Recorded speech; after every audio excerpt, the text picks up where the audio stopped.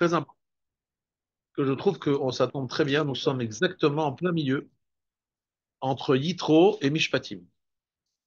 Et vous savez qu'entre Yitro et Mishpatim, Rabotai, vous savez que les deux parachiotes, Yitro et Mishpatim, c'est Matan Torah. Il y a une partie qui est décrite dans Yitro et une partie à la fin de Mishpatim.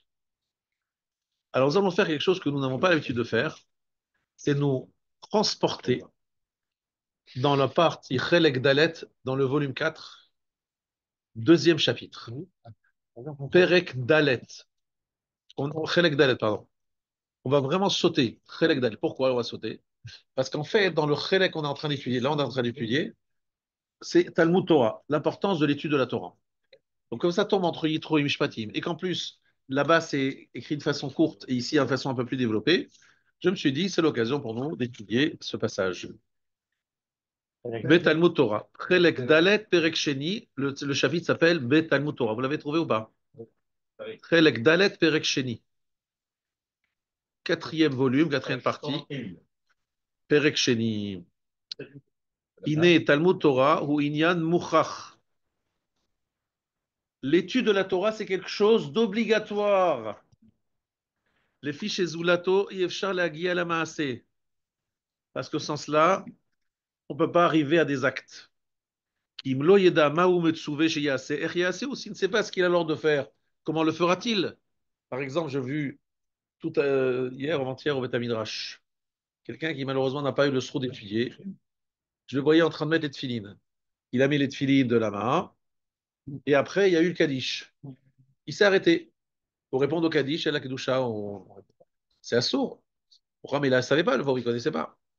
Si on ne sait pas, même si on met les tefilines, on peut les mettre pas au bon endroit.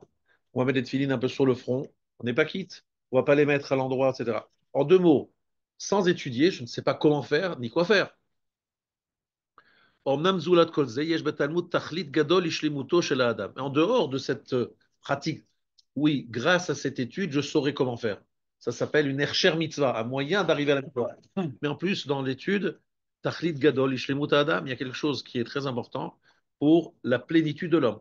Ukvar hizkarnu ayan biktsara, là il fait une référence à ce que là où nous sommes, bechelek rishon, perek revi'i, omnam ata narich yoter. Il dit, j'ai déjà parlé de ça là-haut, là où nous sommes, mais ici, on va se rallonger un peu plus, on va développer un peu plus.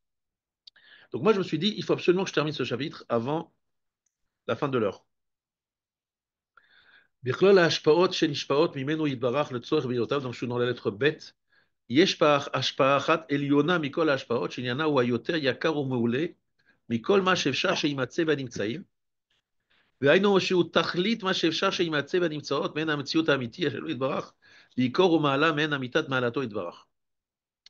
Alors, pour comprendre ces quelques phrases, je vais d'abord vous faire une toute petite introduction. Est-ce que vous connaissez le Zohar HaKadosh qui dit Kutsha brichu, Oraita ve Yisrael chadu. Je traduis. Le Saint bédisse-t-il Kutsha brichu. Oraita, la Torah. Israël, Israël, c'est un seule chose. Chadhu, un. Ça veut dire que le peuple juif, la Torah et Akadosh Baruch Hu, Chadhu, c'est un. Ça veut dire qu'en fait, lorsque j'étudie la Torah, c'est pas seulement que je suis en train d'étudier la Torah. Je suis en train de me relier à Hachem. C'est comme si c'était un morceau d'Hachem avec lequel, ou bien grâce à la Torah, on va dire comme ça, je vais me relier à Hachem. Mais c'est un seul élément. D'accord? Ça veut dire que la Torah, en dehors d'être un moyen de savoir comment faire les brachot, par exemple, maintenant, quel bracha faire avant, quel bracha faire après, la Torah, c'est un moyen de me relier à Kadosh Baruch Hu, parce qu'il fait partie des hashpaot. C'est quoi hashpaot? C'est l'influence, shefa. C'est quelque chose qui vient d'en haut et qui a une influence sur nous en bas. Et la plus élevée de tous les hashpaot, la plus élevée, la plus grande, la plus chère, etc. Tachlit ma she'efshar she'imatzeh b'nimtzaot ben hamtziut, ha'amiti she'yitbarach, c'est ce qu'il y a de plus haut. ועיקר ומעלה מעין אמיתת מעלתו הוא מה שמחלק האדון יתברך שמו מכבודו ועיקרו על ברואיו. Alors, Akadosh Baruch Hu veut donner un peu de son kavod et de son importance aux créatures. Ve'omnam kashar abor yitbarach shemo et hashpa azot, be'inyan nivra memenu yitbarach letaritze, ve'hu Torah. Il a créé une chose, et Akadosh Baruch Hu, vous savez très bien que la seule personne qui mérite du kavod dans ce monde, c'est évidemment Akadosh Baruch Hu, et les Talmidei Chachamim qui portent la Torah en eux. Pas seulement qui la portent en eux, mais qui accomplissent aussi ce qu'a dit la Torah, c'est-à-dire En Kavod et la Torah. Il n'y a de Kavod que la Torah. Ça veut dire qu'il y a plein de gens qui font des belles choses, etc., mais En Kavod et la Torah. Ça veut dire que lorsque quelqu'un connaît la Torah, a une vraie connaissance en Torah, lui, il m'a guidé du Kavod. Pourquoi est-ce qu'on lui doit du Kavod? Pas parce que lui, ce monsieur, il m'a guidé du Kavod, mais parce qu'il porte en lui la Torah. Cette Torah-là, c'est la chose la plus élevée qu'il y a sur terre, qu'Hachem nous donne. Il y a l'Aneshama, il y a la Torah qu'Hachem nous transmet. Donc celui qui a intégré ça, il a un peu du kavod Hachem, parce que comme il porte la Torah, c'est comme c'est l'Agmara qui dit. Je ne comprends pas, dit l'Agmara, de façon en traduisant un peu libre, qu'on se lève devant un Sefer Torah, mais qu'on ne se lève pas devant un Talmid Chacham. Comment? Tu te lèves devant un Sefer Torah, tu ne te lèves pas devant un Talmid Chacham? C'est fou ou quoi? Si tu lèves devant un Sefer Torah, à plus forte raison devant un Talmid Chacham. Vous voyez comment la Gemara, elle voit les choses. Quelqu'un qui. Alors, qu'est-ce qu'on appelle un Talmid Chacham? C'est quelqu'un qui a une connaissance, qui connaît, qui pétrit le Torah, qui est un vrai Talmid Chacham. Lui, Magi Elokavod. Et ça s'appelle Mechalek Mikvodo Vikaro El Brouav. Il donne un peu de son kavod à ses créatures. Mais pour avoir cette influence, c'est la Torah. V'inyanze mishtale v'shte bechinot. Behigayon ou behaskala. Voilà, il reprend Higayon et Haskala qu'on avait cité il y a, je crois maintenant, une semaine ou deux. C'est quoi Higayon et Haskala? Higayon, c'est la lecture et Haskala, c'est la réflexion. Donc je vous rappelle un petit peu ce qu'on avait déjà dit, c'est qu'il y a le Tanakh, Torah, Nevim, Ktuvim. Si quelqu'un il lit les Teilim, c'est ce qu'on a fait d'ailleurs dimanche, Tani Dibour, tu lis les Teilim toute la journée, mais tu comprends rien, rien. Eh bien, quelqu'un qui lit la Torah chez Birtav, même sans comprendre, ça s'appelle du Limud Torah. Ça s'appelle étudier la Torah. Même s'il comprend rien. Par contre, quelqu'un qui lit une Mishnah ou une Gemara ou un Midrash et il ne comprend rien, zéro. Zéro. Torah chez Baal Pé, c'est Haskala. Torah chez Birtav, Higayon. C'est-à-dire, Torah chez Birtav, on lit. Torah chez Baal Pé, on comprend. Alors attention, c'est pas interdit de comprendre la Torah chez Birtav, on est d'accord. Mais on dit que le minimum, ça a une valeur, quoi. C'est validé. Ça a une valeur. Et quelqu'un dit, écoutez, moi, je lis les Mishnayot. Tous les soirs, je comprends rien, mais je lis. Je dis, monsieur, ça sert à rien, tu comprends rien. Au moins, comprends le minimum, un petit peu de pshat, l'explication simple. C'est pour ça qu'il y a tellement d'importance de faire Shmita avec Targum, parce que je ne comprends rien. Exactement, bravo. Je t'ai mis Rav Targum, tu comprends rien. C'est Yotse, c'est quitte et de chez Miravet. Mais surtout, ça rentre, la Torah, elle rentre en toi. C'est quoi l'idée de Gaïon ici? Et Gaïon, c'est lecture. Les Gaïon, c'est Hagot, lecture? oui, je sais que Gaïon, normalement, en hébreu moderne, ça veut dire autre chose. Mais ici, prend une traduction vers Gitabo Yom Balayla, tu le liras. Gaïon, je sais que c'était pas évident, j'ai cherché dans plusieurs endroits pour être sûr. Gaïon, ici, c'est lecture. Et Askala, Sechel, réflexion, compréhension. Veagita beau. Veagita, c'est pas tu l'étudieras. Oui, c'est comme ça que je l'avais compris, Donc très c'est pas franchement. lecture. Moi, ça m'a un peu choqué au début, je vous dis franchement. J'ai vérifié et on verra la preuve dans quelques instants. וזה מה שביארנו שם, כי הנה חיבר האדון ברוך הוא כלל מילות ומאמרים, שהם כלל 5 חומשי תורה, ואחריהם במדרגה נביאים וכתובים. Donc, premier niveau, écoute bien. Premier niveau, il a fait le Pentateuque. 5 חומשי Torah. Bereshit, Shemot, Vayikra, Bamidbar, Devarim. Et ça, il l'a dit, c'est évidemment le niveau le plus élevé. C'est plus élevé que Nevim et Ktuvim.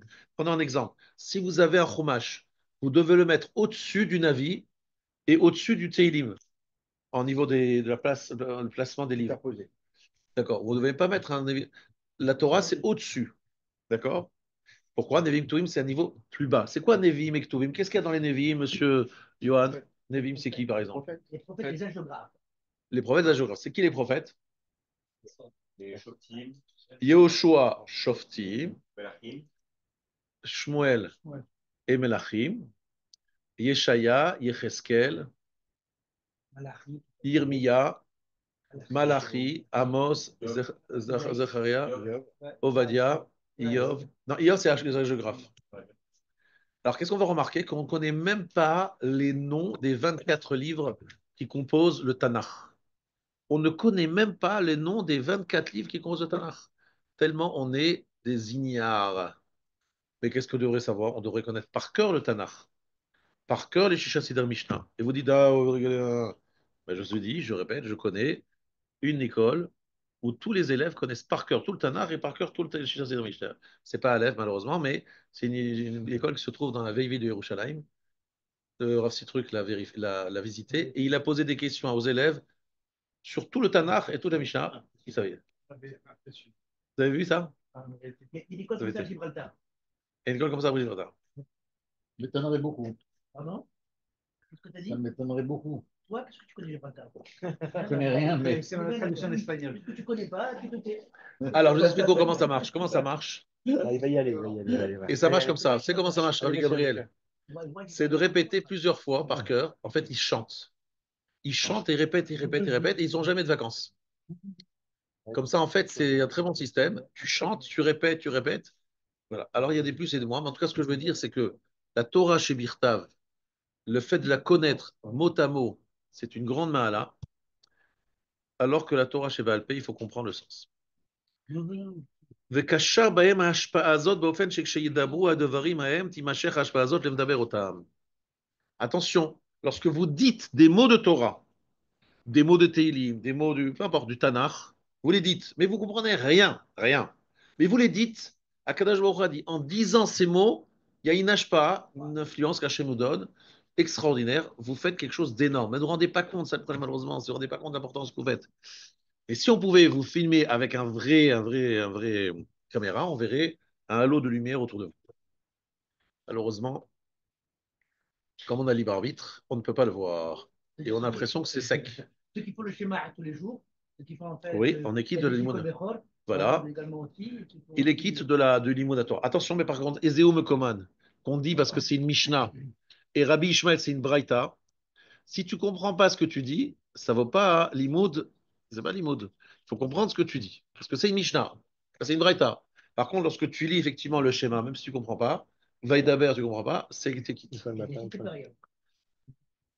Alors, ça c'est évident. כמו שזכרנו לפנים בסייעתא דשמיא, וכן השכלת מה שנכלל בדיבורים ההם לפי דרכיהם האמיתיים, תימשך ההשפעה הזאת למשכיל אותם. ואומנם מדרגות יש בהשפעה הזאת. Maintenant, il y a des niveaux et des niveaux dans cette influence-là. ככל שאר ההשפעות והעניינים שבמציאות, ונתחלקו המדרגות האלה בחלקי ההיגיון וההשכלה. Alors attention, c'est pas la même chose si on étudie sans comprendre le Tanakh ou si on dit en comprenant. On peut lire les mêmes mots, mais avoir une compréhension profonde de chaque mot, c'est évidemment un niveau beaucoup plus élevé. On a une hashpa'a, une influence divine beaucoup plus puissante lorsqu'on a ce genre de compréhension. On est d'accord, c'est une évidence, hein, je pense que. Mais d'accord, alors on ne parle pas de niveau intellectuel, on parle au niveau de la Kedusha, de la hashpa'o d'Hachem, qu'est-ce que ça change en toi, etc. Alors évidemment, c'est des choses qui sont un peu abstraites parce que nous, on ne voit pas les choses, on ne peut que les entendre. Ça peut se faire aussi avec le temps, hein. Il n'y a pas un grand saut derrière. Oui, moi je connais les gens qui disent ça va se faire avec le temps, mais ça fait à peu près 30 ans qu'ils disent ça va se faire avec le temps et rien n'arrange. Il faut faire attention parce qu'il faut s'y mettre au boulot. Quoi. Bah, j'ai rien dit, hein, j'ai pris. Non, j'entends. Ce que je veux dire, c'est qu'on ne jette pas la pierre à ceux qui vont y aller doucement. Tout le monde doit faire léat, vatoire, comme on dit. Il y a 3 niveaux. Il y a Torah chez Birtav, Torah chez Baal Pé et Sod. Le Sod, évidemment, c'est l'ésotérique, comme on dit en français. C'est évidemment un niveau supérieur. Il y a 3 niveaux dans le Limoud. Alors, le Rachash, dans son livre Nahar Shalom, il rappelle au nom du Harizal, vous savez tous, qu'il y a effectivement Torah chez Birtav, là-dessus j'avais terminé la dernière fois, c'est Zachar. Et Torah chez Baal Pé, c'est Nekeva. Qu'est-ce que ça veut dire? Ça veut dire que la Torah chez Birtav, c'est quelque chose qu'on reçoit comme une sorte de vérité immanente qui nous est imposée, qui nous tombe dessus. Ça, c'est la Torah chez Birtav. C'est pour ça que je vous ai dit, vous lisez. Et la Torah chez Baal Pé, c'est une réflexion, c'est-à-dire vous devez vous investir. Alors j'ai compris comment. Tu as compris, tu as une question. On s'investit, on rentre dans le. Ça vient d'en bas, il y a une sorte d'éveil d'en bas. Ça, c'est la notion de Nekeva. Nekeva, c'est pas toujours une femme. Nekeva, c'est celui qui reçoit. Donc ici, Rabota, écoutez bien. qu'il y a une grande différence, Rabotai, dans la façon dont on reçoit les choses de la Torah chez Baal Pé. Il y a différents niveaux. Mais je voudrais que vous sachiez que le Rashash, Rabbi Shalom Sharabi, il dit qu'en fait, chaque niveau de Torah est metaken un élément de notre Neshama. Nefesh, Ruach, Neshama. Nefesh, Ruach, Neshama.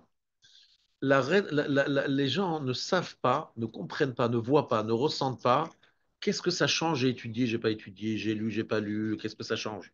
Parce que Hachem a fait en sorte qu'on ne voit rien, aucune différence. Mais nos Chachamim nous disent que, par exemple, si quelqu'un a étudié pendant plusieurs heures, on a dit par exemple 5 heures, sans s'arrêter, il a une madriga très différente que quelqu'un qui a étudié 2 heures ou quelqu'un qui étudie mais qui s'arrête tout le temps. Il étudie, il s'arrête. Chaque chose amène une hashpa. Ça ouvre une sorte de porte qui nous donne énormément d'élévation, même si on ne le ressent pas.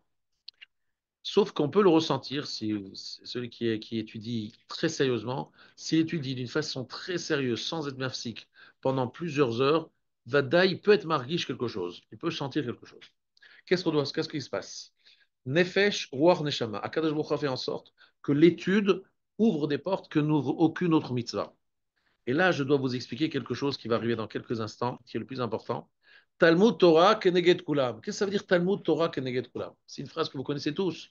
Talmud Torah Keneged Kulam. Ça veut dire quoi? Ça remplace tout. Je peux étudier et ne pas faire les mitzvot. C'est assourd. Ça, c'est assourd. Ça équivaut le poids de tous. Voilà tout. Ça veut dire comment vous comprenez ça? C'est une mitzvah parmi les autres. Tu me dis oui, c'est une mitzvah plus importante que les autres. Mais pourquoi tu appelles ça Keneged Kulam? Ça répare tout. Ça entraîne tout, ça comprend tout. Ça répare tout. Voilà. Ça amène tout. Alors, Rabotai, écoutez-moi bien. Le Shoresh, la Torah, à son niveau, lorsqu'on étudie vraiment la Torah comme il faut, eh bien, elle est le Shoresh de toutes les autres mitzvot. Elle est la racine, la source de toutes les autres mitzvot. Qu'est-ce que ça veut dire qu'elle est la source de toutes les mitzvot? C'est que lorsque quelqu'un étudie la Torah, il ouvre comme des portes, il ouvre des portes, et lorsqu'il fait les mitzvot, cette hashpa qu'il a ouvert grâce à son limoud va influencer chaque mitzvah. Prenons un exemple très simple. Quelqu'un, il fait les tefilines, mais il a étudié à fond les halachot de tefilines, il les connaît parfaitement, les kavanot, etc. Lorsqu'il met les tefilines, évidemment, ça prend une puissance incroyable. Elle accompagne chaque mitzvah. La Torah qui a été étudiée va donner une puissance à chaque mitzvah, parce qu'elle va ajouter une kavana, une ferveur très différente si on a la Torah. Mais au-delà de ça, même si j'ai pas fait ça, j'ai étudié Baba Kama et je n'ai pas de mitzvah qui va découler de Baba Kama. Aucune mitzvah. C'est seulement si je cause un dommage. Et j'ai appris les cas des dommages, etc. En étudiant la Torah, comme c'est Kutsha Berichu Veoraita Chadu, comme Akadosh Baruch Hu et la Torah, c'est un seul. En étudiant la Torah, je me relie à Hachem. C'est comme j'ai créé un contact. Et ce contact ouvre des portes, me donne une hashpa plus grande. Alors, je sais que c'est difficile à définir et à expliquer, mais c'est ça qu'il veut expliquer ici le Ramchal. Il dit qu'en fait, l'étude de la Torah, c'est la meilleure façon de se relier à Kadosh Baruch Hu. Et même, il va dire par la suite que Akadosh Baruch Hu dit à un moment, vous savez cette phrase, si seulement Oti Azvu, s'il m'avait abandonné moi, Vetorati, et mon Torah, il ne m'avait pas abandonné, parce que Sham Maor, Sheba, Marzira, Mutav. La lumière qui est dans la Torah, leur faire tchouva. Quelqu'un qui étudie la Torah, même s'il ne pratique pas pour l'instant, la lumière de la Torah, Maor Sheba, Marziram le Mutav. Alors le Maor, c'est quoi Maor? C'est la Hashpa'a, l'influence qu'Akadosh Baruch Hu donne au divrei Torah et qui nous influence d'une façon très profonde et très puissante. Et ça fait faire tchouva aux gens, au fur et à mesure. Donc on a fait cette expérience, nous les rabbinim, et je vais expliquer ce qu'on a fait. On a pris l'exemple suivant. On a pris des gens qui venaient avec des gros comme ça. Au début, les gens, ils étaient des hippies comme ça il y a quelques années. Il y a 30-40 ans, c'était un peu la mode. Les hippies avec des trucs, des boucles d'oreilles, et qui arrivaient au contact d'un religieux. Monsieur, on va parler un peu de judaïsme. Et stop, je t'arrête. On arrête. On arrête quoi? On n'a pas commenté. On va pas parler de ça. Viens, de toute façon, on va étudier une Gemara ensemble. Le bonhomme, avec ses cheveux, sans kippa, il fait une Gemara avec le rabbin. À la fin du shiur, il dit, bon, allez, on va discuter un peu de sens, de monde, etc. Il dit, reviens demain, on reprend. Et en fait, ce qu'on s'est rendu compte, c'est qu'on arrive à faire tchouva à des gens par l'étude de la Torah, sans parler de philosophie. Et ça, c'est un mystère. Comment se fait-il qu'on puisse aujourd'hui vibrer avec une Torah qui nous parle de sujets des fois qui ne nous concernent pas, qui ne sont pas dans notre quotidien, et on a envie, on sent bien d'étudier la Torah. Là, en ce moment, le matin, on étudie à Konès, on est en train de se demander si une vache, elle est en train de bouffer une partie du champ, comment on évalue son dommage. Franchement, c'est pas ton quotidien. Je pense pas qu'à Neuilly, vous avez dans votre jardin une vache et que vous avez peur que la vache aille manger sur le bien d'autrui. C'est pas votre quotidien. Et vous n'avez pas un champ pour évaluer le champ, comment on évalue la dommage. Et pourtant, ça fait vibrer les gens. Si tu rentres vraiment dans le sujet, tu fais ma côte. Fais ma côte. Tu as là-bas les listes de tous les lavim. Tu te dis, mais quel lien? Mon quotidien, c'est pas mon truc. En fait, Akadosh Baruch Hu a fait en sorte, je vous dis quelque chose de grand, un grand yesod. Un jour, j'avais le soin de parler à des enfants autistes, des enfants qui parlaient avec les ordinateurs. Maintenant, ils ne parlent plus. Et une période où ils parlaient, et il y en a un qui a écrit, s'il vous plaît, étudiez avec moi l'Agmara. Alors, on lui dit, mais qu'est-ce que tu veux? Il dit, parce que l'année de l'Agmara, c'est le pain rassasie l'homme, le corps de l'homme. Eh bien, l'Agmara, elle rassasie l'âme de l'homme. On sent que ça, la Gemara, c'est incroyable. Hachem, il a fait un truc qui paraît, a priori, c'est pas logique. Il y a des parties de Gemara, c'est facile à comprendre. C'est des choses sympathiques, qui parlent de notre quotidien, des belles histoires, des bruits, mais il y a des parties, franchement, tu te demandes des fois, tu fais tout le chat, tu te dis, mais quand même, il y a des parties vraiment très éloignées de notre quotidien. Pourtant, on a tout le peuple juif aujourd'hui, bon, Hachem, une grande partie juif qui l'a la Gemara, et on étudie. Mais comment c'est possible? Parce qu'Akadosh a dit, moi, me suis de la Torah, s'il y a c'est une partie de moi-même. Et lorsque vous étudiez la Torah, vous me reliez à moi, et ça va au-delà de ce qui est logique, pas logique, etc. Vous touchez quelque chose dans lequel il y a un peu de l'éternité. Alors je sais que c'est difficile à en comprendre, hein, mais c'est un métier. Comment vous arrivez à vous m'expliquer qu'il y a des gens, il y a des milliers et milliers d'élèves, des gens qui sont plus dans les chivotes, qui sont plus avraires, mais qui sont dans notre monde du travail. Et ça vibre, une Torah qui fait vibrer, alors que c'est quelque chose qui est très ancien, écrit en araméen. Aujourd'hui, bon, il y a beaucoup de traductions, etc., mais et une facilité pour la traduire, mais ça attire du foule. Et ça fait vibrer des jeunes de 18 ans. C'est incroyable pour ça, moi. Moi, je trouve ça extraordinaire et j'aimerais que vous soyez conscient de cette extraordinaire, de cette chose extraordinaire que vous vivez, mais mettez pas de. Il faut un machin par rapport à ça. C'est comme si en fait, il y avait un papa qui était parti très loin. Le papa aussi était parti. Et quand il dit, il t'a écrit une lettre. Ouais, Tu as envie de lire la lettre qu'il t'a écrite. Et en fait, la lettre qu'il a écrite, c'est effectivement c'est la Torah. Lorsque tu rentres dedans, tu ne vois pas que nous exactement. tu retrouves à l'intérieur de la Exactement. lettre. On a le cas de Béni Lévy, qui Voilà. était en fait proto-maoïste le plus réputé anti-juif, pas anti-juif, mais en fait Athée à mort. anti-Dieu, qui était un Jean-Paul Sartre, qui a fait sa vie, et qui à la fois ne revit que par la Torah. Là, tu vas pas me dire parce que c'était mon ami et qu'on s'est parlé de ça. Et plusieurs fois, il m'a dit, avant de devenir religieux, je pensais que la Torah, c'était que du cultuel. Il faut faire le kiddush, il faut machin, mais la pas.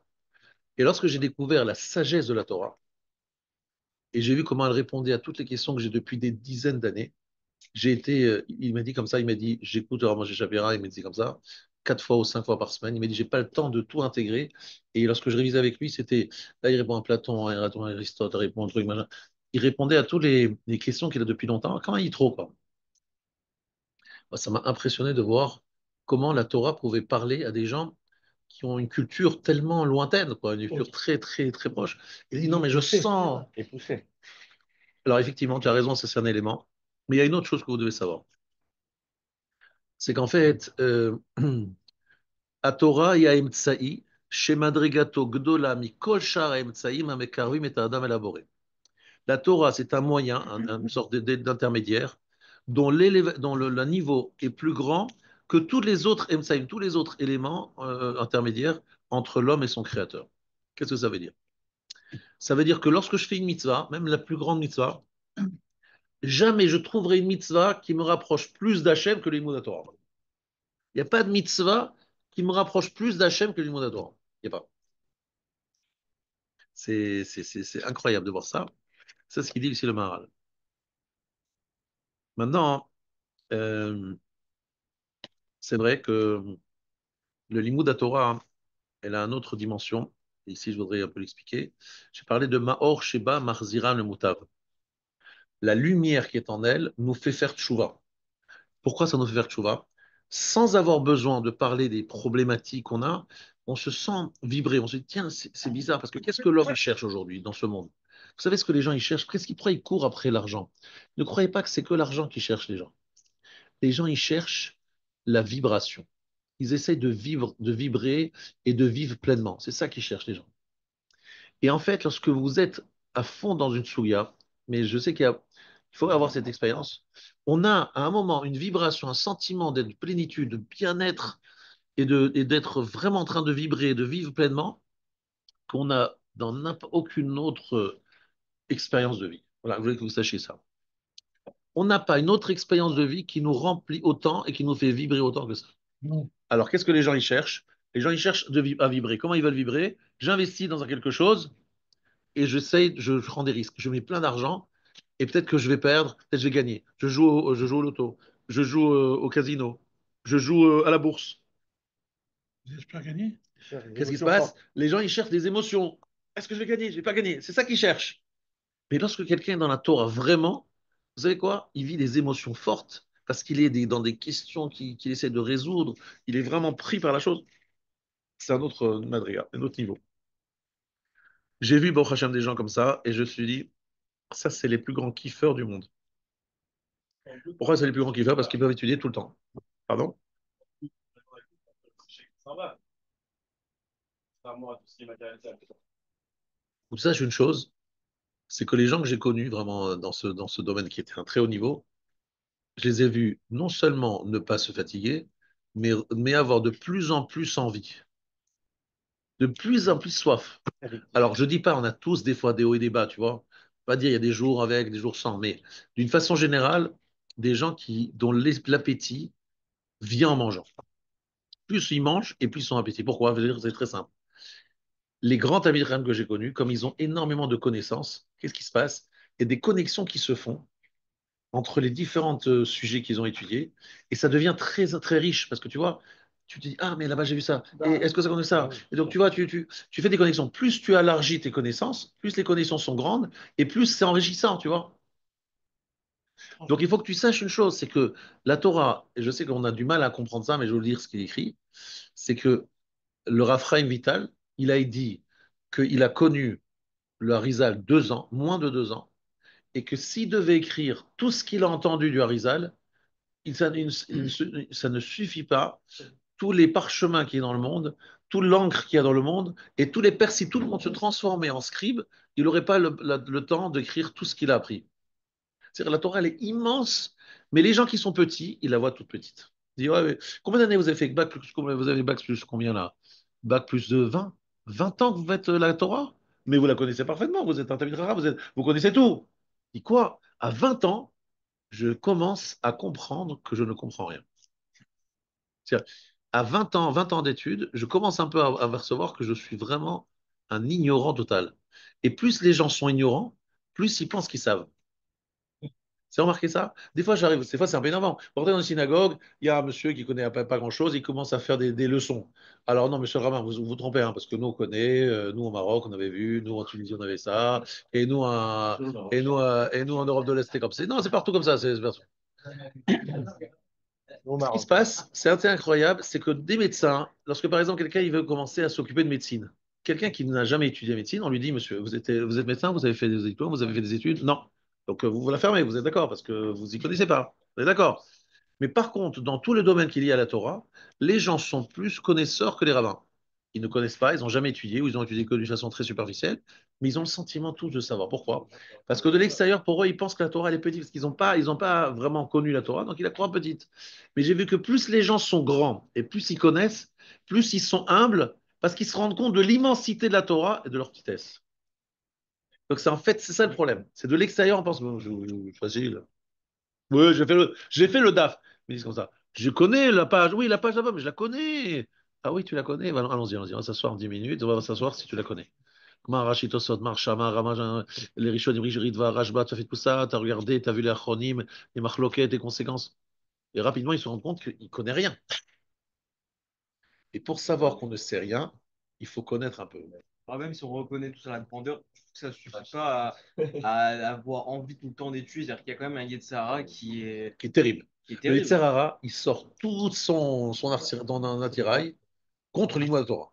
Vous remarquerez que l'Imodat Torah, c'est la chose la plus difficile. Prenons un exemple. Le plus grand l'Imodat Torah, c'est Shabbat. C'est le plus échouti, le plus qualitatif. Qu'est-ce qui se passe Shabbat? Il y a une fatigue qui te tombe dessus. Ensuite, tu manges d'une façon des choses assez lourdes. Donc après, moi je sais, je vous dis, vendredi soir, vous essayez, étudier, vous dites voilà, ça vendredi soir, ça c'est tôt, on a fini de manger, on va s'asseoir, on va étudier. Qu'est-ce qui se passe à ce moment-là? Il y a un coup de barre qui vous tombe dessus. Vous commencez à ouvrir le livre, vous vous endormez à la seconde. Incroyable. Alors vous dites, alors on essaie de se lever tôt le lendemain matin. On essaie de se lever, on essaye de reprendre. Alors on est quoi? On reste debout. Pour réseau, voilà. Mais qu'est-ce qui se passe? Ça veut dire qu'on se rend compte que le Shabbat étudié, c'est, on dirait, une montagne. Pourquoi? Il y a une explication simple. C'est qu'on est toute la semaine un peu en stress, etc. Là, on se redétend, on se relâche. Alors, effectivement, là, toute la fatigue arrive. Mais sachez une chose, c'est que ça va très loin. C'est que, en fait, normalement, il aurait suffi de dormir, on va dire, 5, 6 heures, 7 heures. Ça suffit 7 heures pour un adulte aujourd'hui. Donc, vous couchez à 22 heures, vous vous levez 7 heures plus tard, c'est quelle heure? D'accord. À 5 heures du matin, vous vous levez, plein d'énergie, vous dites, on va étudier. Allez, on y va. Combien arrive à se lever? Pas grand monde. Pas grand monde à 5 heures du matin. D'accord? Je ne sais pas, je ne suis pas dans vos demeures, dans Pourquoi? Parce que le Shabbat, le Satan, il sait que c'est un grand jour pour l'étude de la Torah. Il fait en sorte qu'on étudie le moins possible. C'est comme ça, c'est comme ça. Donc le Yitzhara, quand arrive Motzei Shabbat, on se dit voilà, Motzei Shabbat, ça y est, on a bien reposé Shabbat, on va étudier Motzei Shabbat. Motzei Shabbat, il a invité un nouveau concept. Madame, elle veut sortir, et madame, elle veut ci, les enfants, il faut sortir. Allez, il faut sortir, on sort. Après, on va se coucher tard. Donc le lendemain matin, on est fatigué. Donc dimanche, ça passe aussi un peu au radar. Comme ça, grâce à Dieu, le Satan, il nous fait perdre encore du temps et encore du temps. Et le vrai étude à Torah sérieuse comme ça, il y a peu de gens qui utilisent vraiment le Shabbat. Évidemment, peu de gens, mais il y en a quand même quelques-uns. Donc l'étude de la Torah Shabbat, elle est plus valorisée, c'est une plus grande mise que l'étude de Alors, elle est beaucoup de- plus qualitative que toutes les autres mitzvot, ouais. Que tous les autres jours. Beaucoup plus qualitative. Ok. C'est une puissance énorme. Et peu de gens vraiment sont une alliate véritable. Que veut dire la qualitatif? Qualitative, c'est en fait que lorsque vous étudiez Shabbat 1 heure, ça vaut Oui. plusieurs heures de semaine. C'est dispo. Ouais. Pour beaucoup de raisons, pour beaucoup de raisons. Oui, Parce qu'il y a la gdoucha du Shabbat. Donc, qu'est-ce qu'il faisait? Rabbi Yosef, prenons les Rabbi Yosef, il mangeait pendant pas très longtemps. Il étudiait avec son fils David Yosef, je sais, parce qu'il me l'a dit, toute la nuit, tous les vendredis soirs. Il n'allait jamais se coucher vendredi soir. Donc, il fait des filas à 7 heures. Donc, il commençait à étudier vers 29 heures, 8, 9 heures le soir, jusqu'à 7 heures du matin. 7 heures du matin, il faisait shacharit, qui douche. Après, il faisait une petite sieste. Après, il reprenait les moods. Toute la nuit. Pardon? Mais ça l'adore. C'est le gars de la t'as raison. Alors, tu veux que je te donne un autre exemple? Non, mais nous, on peut plus fantasmer là-dessus. J'ai compris, j'ai compris. Alors, c'est pour ça que même si tu n'arrives pas toute la nuit, moi, je te dis ce que j'ai vécu moi-même. J'étais à l'Yeshiva de Ponevezh. Je me suis dit, bon, voilà, c'est une bonne Yeshiva, on va voir ce qui se passe. Donc, j'arrive. Vendredi soir, le premier vendredi soir, j'arrive. On finit la tfila, il est 17h30. Tout est fini. 17h30 en hiver. Je descends en bas dans la salle à manger. Qu'est-ce qu'il y a à manger? Bon, on mange. 20 minutes, 25 minutes. Tout est fini. Je dis après, non, tout est fini. Alors, qu'est-ce qu'on fait maintenant? On remonte au bétaminage. Le bétaminage était bondé à 18h30, 19h. Bondé. Jusqu'à quelle heure? Certains étudient jusqu'au lendemain matin, 6 heures du matin, net. 12 heures d'affilée. Il n'y en avait pas un ou deux, hein. Et même les autres, jusqu'à minuit, minuit, 1 heure, tu vois. Je dis, après, bon, c'est comme si on est- tous les Shabbats. Moi, je me dis Ponevezh, alors je vais peut-être spécial. Sors dans la rue de Bnei Brak, tu vois là-bas, un Beth Midrash, et un autre Beth Midrash, des gens qui étudient, les pères, le fils, des gens. Je dis, mais c'est quoi cette ville-là? C'est quoi? Qu'est-ce qui se passe ici? Un jour, Rav Samuel, il m'a dit, le Rosh Hashiva de Keter Shlomo, il m'a dit, si tu vois la différence entre Chutz La'aretz et Eretz Israël, je parle évidemment d'Eretz Israël comme des Brak, c'est le vendredi soir. Les gens, ils ressortent après avoir mangé, ils vont étudier au Beth Midrash. Les Beth Midrash sont pleins. Pas tous. Vous voyez, c'est des gens comme ils sont, ils comprennent parce que le Shabbat, il est chachou, il est important. Alors, tu prends ton repas, on finit très tôt, vite, donc je vous explique, on est loin, très très loin de comprendre ce que ça veut dire le Limud Torah. Moi, j'ai étudié à Ponevezh, c'était l'endroit où j'ai vu des gens, c'était des martiens pour moi. Ils étudiaient la Torah tout le temps, ils étaient dedans. Et moi, j'étais, bon, j'ai pas ce niveau-là, tu vois, donc c'était très impressionnant. Mais je vois des gens qui, ce Limoud Torah, je sentais que ça leur donnait une sorte de vie, de vitalité. Je dis pas qu'on n'a pas toujours envie, on a des fois on n'a pas envie, mais c'est impressionnant. C'est impressionnant de voir ce qu'un homme peut arriver en Limoud Torah et combien ne pas arriver. Bon, pardon? Elle peut aussi la dire. Ouais, c'est l'ambiance générale, ouais.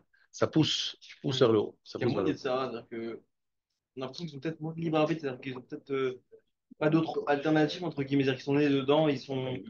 Alors c'est vrai qu'il y a moins de, il y a moins- ils ont fait moins d'efforts parce qu'ils sont nés dedans, dans une avira comme ça. Mais sache qu'il y a d'autres nisyonotes, il y a des épreuves qui sont pas faciles, qu'un jour je t'expliquerai, mais c'est pas Bachut. Après, tout le monde n'arrive pas à cette madriga, etc. Je te dis juste l'élite, quoi. Bon, et un environnement qui te pousse en avant, voilà. Maintenant, אמנם זולת זאת ההדרגה הנמצאת לגמול ההשתדלות בני אדם בה, כשיעורו האמיתי. Je suis maintenant dans la lettre Dalet, du חלק ד' ואומנם זולת זאת ההדרגה הנמצאת לגמול השתדלות בני האדם בה כשיעורו האמיתי, עוד נמצא בה הדרגה וחילוק לפי מה שצריך לתקן בה כלל הבריאה, עד שאין חלק ממנה שלא יתוקן על ידו ויושלם חלק מחלקי כלל הבריאה, ונמצא שהרוצה לעבוד לפני בוראו עבודה שלמה, צריך שיעסוק בכל חלקיה כפי יכולתו, כדי שיגיע מינוי התיקון על חלקי הבריאה כולה. Alors là, c'est très important cette partie-là, parce qu'il explique pourquoi il faut étudier toute la Torah, pas seulement la partie qui t'intéresse pour savoir quoi faire au quotidien.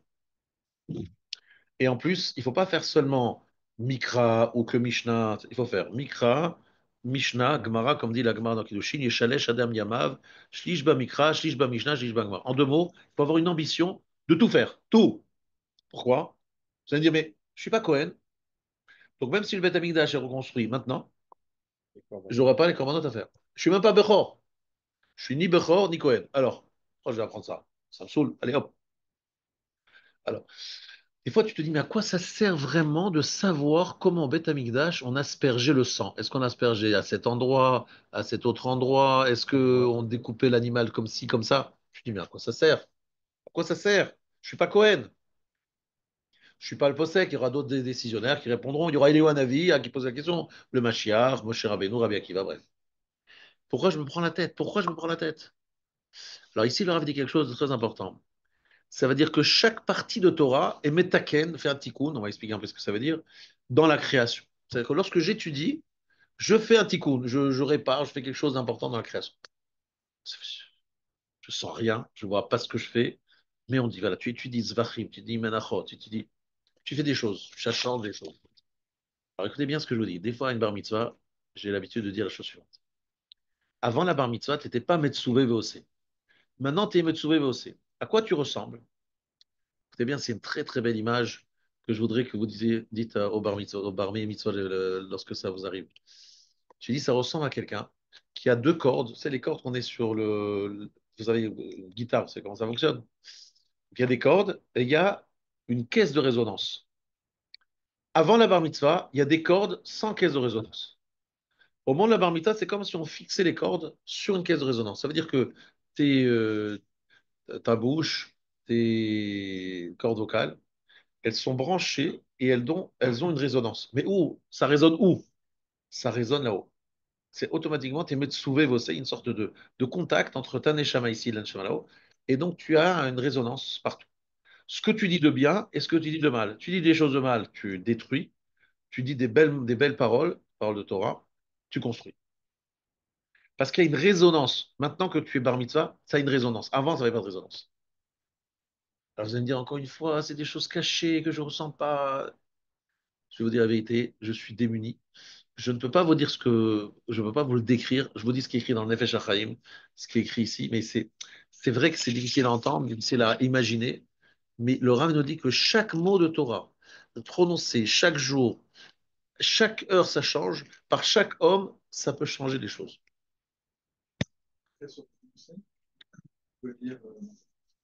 Alors, très bien, très bien.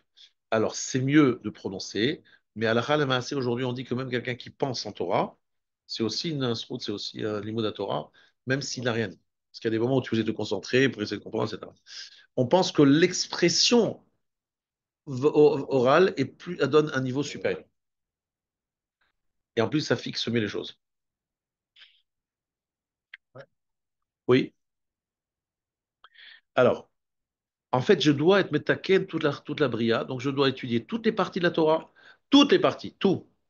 Et si vous voulez, parce que les gens me disent, est-ce qu'il y a un chiouf de connaître la Torah? Peut-être qu'il y a un chiouf que d'étudier. J'étudie toujours la même chose. Voilà, par exemple, quelqu'un a décidé, toute ma vie, je vais faire uniquement une macérette. C'est tout. Faire rien d'autre. Arrivé là-bas, on me dit, monsieur, vous avez étudié? Oui, on a beaucoup étudié. Regardez, j'ai fait Chagiga, j'ai fait Ta'anit tous les jours et pendant toute ma vie. Qu'est-ce que vous voulez? J'ai pas perdu mon temps. Et on me dit, mais tout le reste chasse. Je dis, mais où c'est écrit tout le reste du chasse? J'ai étudié. Ah, où c'est écrit? Où c'est écrit qu'il faut connaître ta Torah?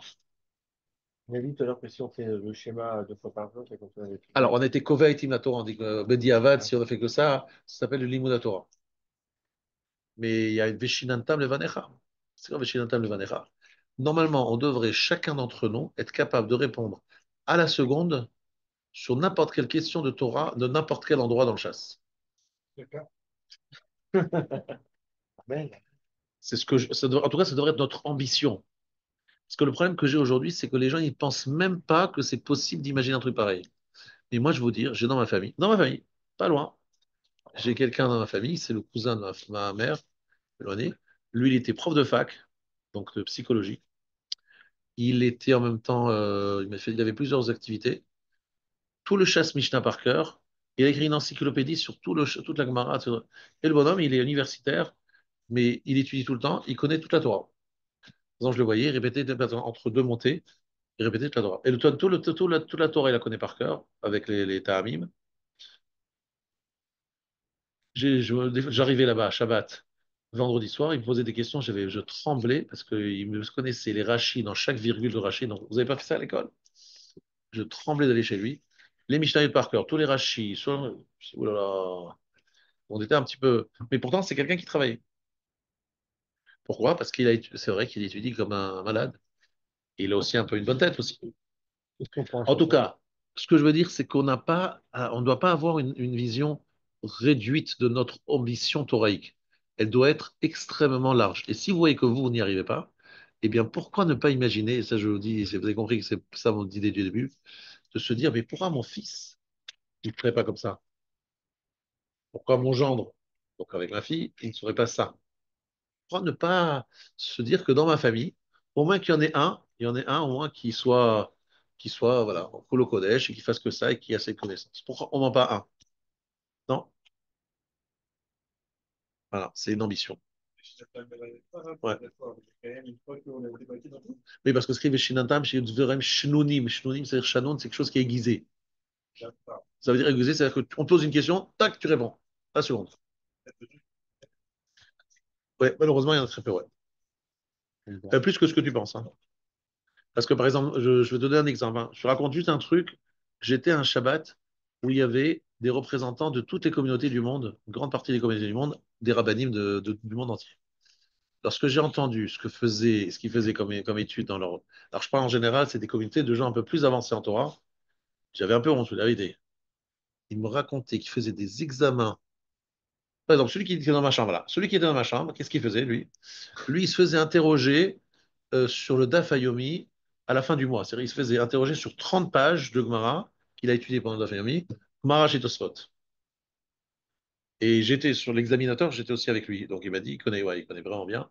Le gars, tous les jours, il fait un DAF, et il le connaît pour être interrogé après un mois, et après 6 mois sur ce qu'il a fait ces 6 mois. Je dis, voilà. Donc ça, c'était celui qui était avec moi dans la chambre. Après, il y a un type qui a commencé à se lever, il a dit comme ça, il a dit, notre shiur qu'on fait sur le Mishnah Bora, Dirshu, tous les jours une page, on n'a jamais raté en 6 ans une seule fois. Même au mariage de ma fille, de mon fils, j'ai donné le shiur. Après un troisième, il a dit, moi, je suis correcteur, il m'a dit comme ça, je suis le correcteur pour Dirshu des examens. Il me dit, à tel endroit dans le monde, tel endroit dans le monde, ils connaissent, mais jusqu'à la virgule près, le Mishnah Bora sur lequel ils sont interrogés, les Gemarot sur lesquels ils sont interrogés, ils le connaissent à la virgule près.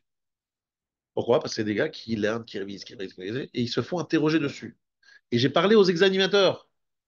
Et ils m'ont dit, la France, ce n'est pas la première. J'ai eu un peu honte. Ils vont parler de Gibraltar, justement. Ils ont parlé de Gibraltar, ça allait parler de Gibraltar, comme étant une des meilleures. Gibraltar, l'Amérique du Sud, le Mexique, l'Argentine, les machins, des meilleurs, des résultats incroyables. Je voulais vous dire qu'il y a il faut avoir un petit peu d'ambition, tu vois. Alors, si vous pensez que vous n'y arriverez pas, au moins une ambition pour votre fils. C'est pas une question de cerveau, c'est une question d'investissement, d'ambition dans la Torah. Et malheureusement, c'est vrai que c'est pas évident de se motiver. On a un petit peu de problème en France avec ça. Pardon? Il y a un plafond de verre. On ne peut pas dépasser. On se dit, voilà, on est là, on étudie, ouais, super, on étudie un peu, voilà. On a mis un petit peu d'assaisonnement dans notre vie. Bon, c'est dommage, mais je vous dis comme ça, j'ai mon cri du corps, hein, ça sort un peu parce que c'est Yitro, Mishpatim, je suis un peu lâché, mais et puis c'est Talmud Torah, etc. Bon.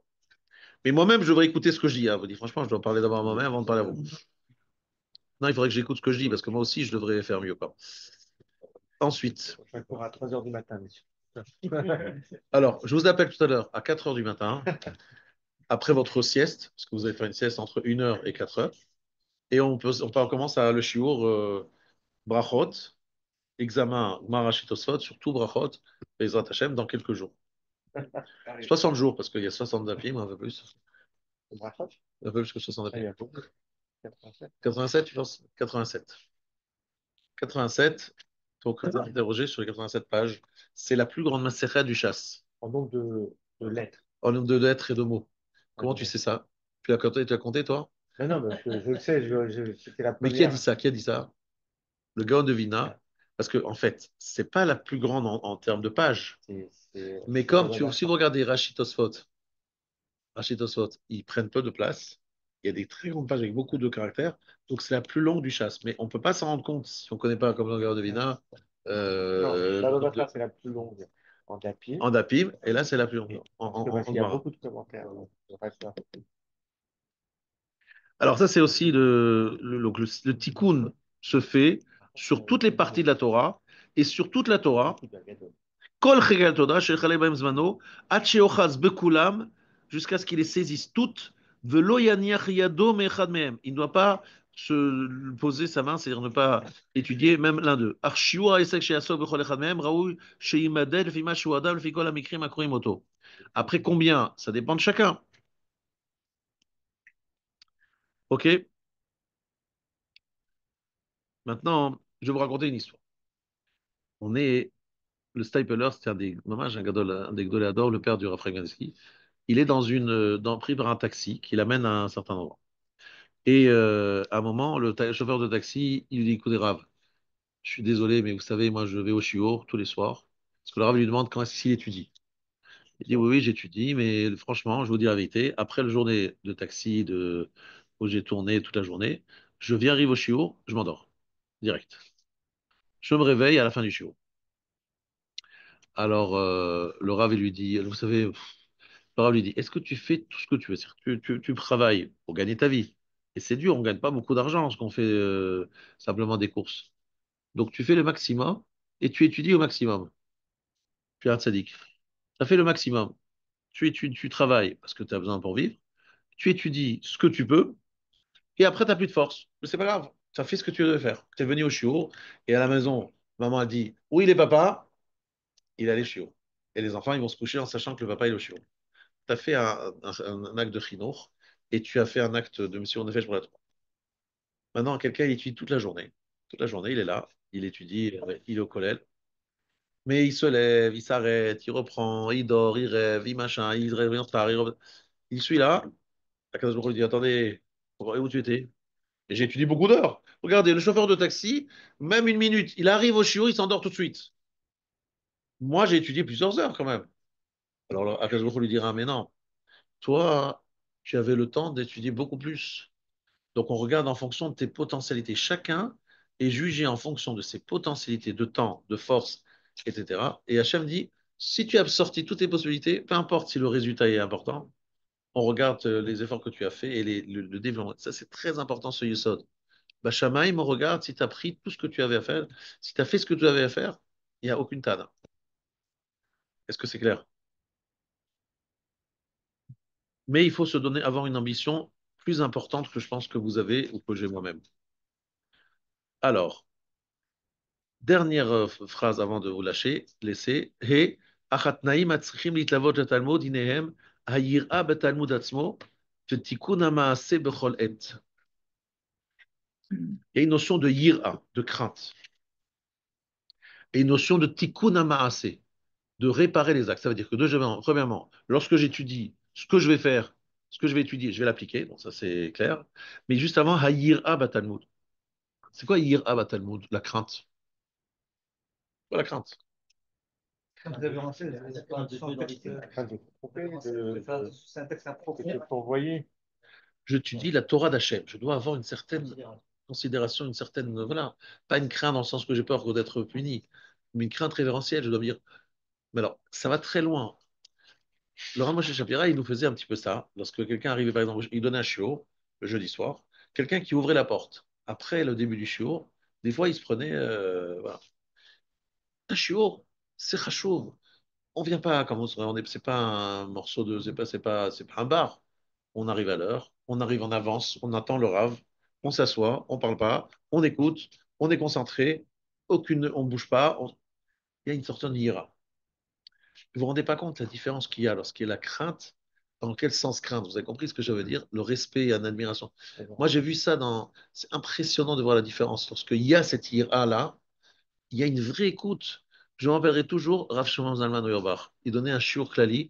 Toute la yeshiva de Kol Torah était là. On était près de 250, 300. Et le Rav, il donnait shiur. Il y a une fois, une personne qui a dit qu'est-ce qu'il a dit, le Rav? J'ai pas bien entendu. Genre, il lui demandait une explication. Le Rav, il a arrêté le shiur. Il a dit D'abri, même ça, shiur. On parle au milieu du shiur. Merci, Shachar. Comment c'est possible d'avoir une intention comme ça? Étonné. Comment c'est possible qu'au milieu du shiur, il y a quelqu'un qui ouvre la bouche? Ça a été le silence de mort. Je vous dis, personne n'osait même ouvrir la bouche. Pourquoi? Le Rav, il donne shiur klali. On se tait, on écoute. Personne ne parle. C'était une dimension de crainte révérentielle. Ouais, il y a Mahamad, il y a quelque chose qui se passe qui mérite une certaine, un respect énorme. Vous voyez ce que je veux dire? Alors ça passe beaucoup mieux. Le message, il passe mieux, c'est sûr, lorsqu'il y a cette ambiance autour. Et le Rambam, il dit effectivement, Retet, il faut de la même façon que Matan Torah, c'était dans la crainte. Matan Torah, on a eu la peur, on a eu un peu les boules. Eh bien, il faut que le niveau de la Torah se fasse dans ce niveau de rêve Alors, je sais que c'est pas très à la mode. Aujourd'hui, on aime plutôt le côté cool, on est là, sympa, convivial, machin, on mange, on parle, machin. C'est un côté plus convivial et sympathique. Donc, c'est vrai que c'est une façon de rapprocher. Mais sachez qu'il y a un niveau d'un niveau supérieur lorsque les choses se font dans une certaine forme de yira et de yirat hakavod. J'ai senti ça avec les rabbanim. Donc, Ouais. Prinsec, la semaine prochaine. Adna et Tsarich, ouais. Ouais. Et il dit comme ça dans le Rambam. Il y a un Rambam qui décrit ça. Bon, je ne vais pas vous retenir trop. En tout cas, je vous souhaite, une bonne soirée. D'accord. Merci beaucoup. Attendez, monsieur, n'oubliez pas les brachot. Voilà, bracha.